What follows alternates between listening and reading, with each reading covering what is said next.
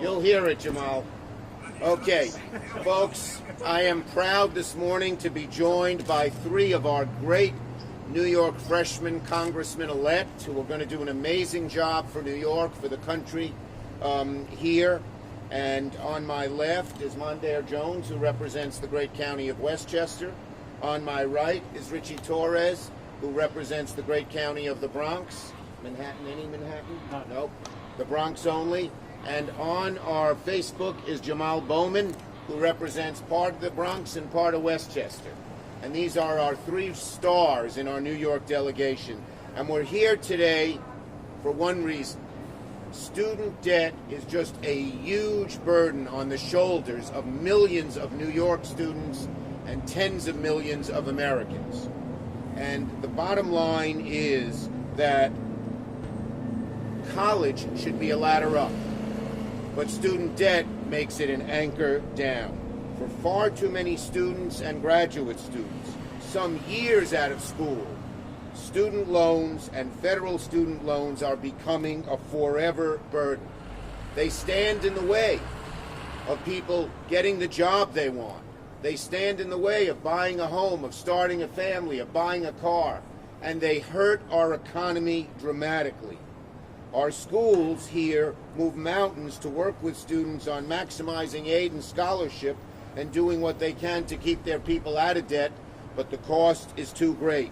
And here's the amazing thing. 93% of this debt is the federal government charging 7, 8, 9% to these wonderful students, who I'll introduce in a few minutes, and to 93% of all students. For the federal government to make a profit on the backs of our future, our young people, is just awful.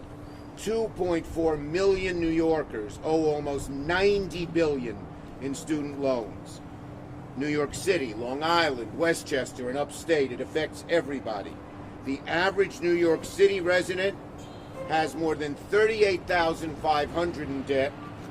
The average New York State student has $34,600 in debt. That is a burden that is far too great. Our number is higher than the national average. So what's the plan? Senator Elizabeth Warren and I, who are carrying this bill in the Senate, and Congressman-elect Jones, Torres, and Bowman in the House, we have come to the conclusion that the President Biden can undo this debt, can forgive $50,000 of debt the first day he becomes president. You don't need Congress. All you need is the flick of a pen. And President-elect Biden, then President Biden, can make this happen. That's what we are urging to do. We are urging him to choose a Secretary of Education who will do this too, because it's up to the Secretary of Education officially. But if President Biden wants it, I'm sure it will happen. As I said, this debt is a huge burden on the backs of our students, standing in the way of them and their economy, and it stays with them for a very long time. So, ahead of this new administration, the four of us are calling on President of the United States to take executive action to administratively cancel up to $50,000 in student loan debt for federal student loan borrowers. And he can also make it such that when they do this, they have no tax liability. So when they get this so-called forgiveness from the federal government, they don't have to. We're working with Senator Warren. She and I were the original pushers in the Senate, and the three lead sponsors in the House of this resolution will be the two gentlemen standing on my left and right, and the virtual gentleman, Mr. Bowman, who is right there. Let me just say a few other things about this. This would be an amazing start to the Biden administration if they were to do this.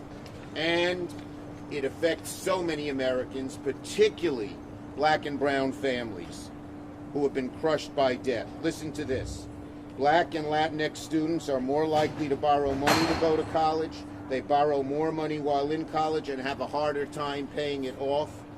With a stroke of a pen, it is estimated that the Biden-Harris can undo this huge wealth gap between black, Latinx, and white.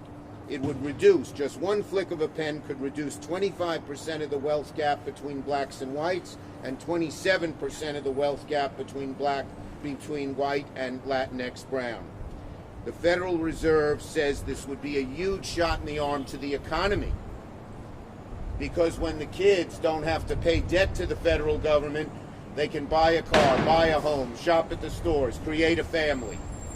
All kinds of things that would make a huge, huge difference. 2018 data from the Fed, I gave you those numbers. Let's see. Yeah, you're a young person. When I talk to so many people in their 20s and 30s, they're putting off all their decisions. Family, job, home, because of this huge burden. Let's get rid of it. Let's let them breathe a sigh of relief and get on with their lives without an inordinate amount of student debt. Over 100 civil rights, community, consumer, and student advocacy organizations support this. Here in New York, it would affect, as I said, a huge number of people. 58% of our students in New York graduate with considerable debt. 58%. So with that, let me turn it over